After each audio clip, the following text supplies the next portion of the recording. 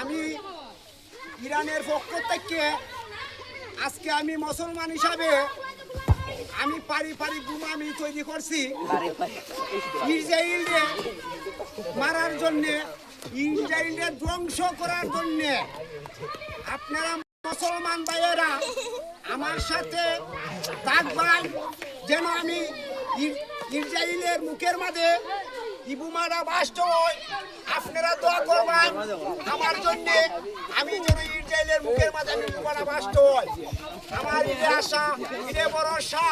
আজকে আমার দেখার দিকে আমি অর্থাৎ মানুষ, আমি এইগুলাকে কাজ করতে পারি না। আমি বাংলাদেশ থেকে যুদ্ধ করতে চাই।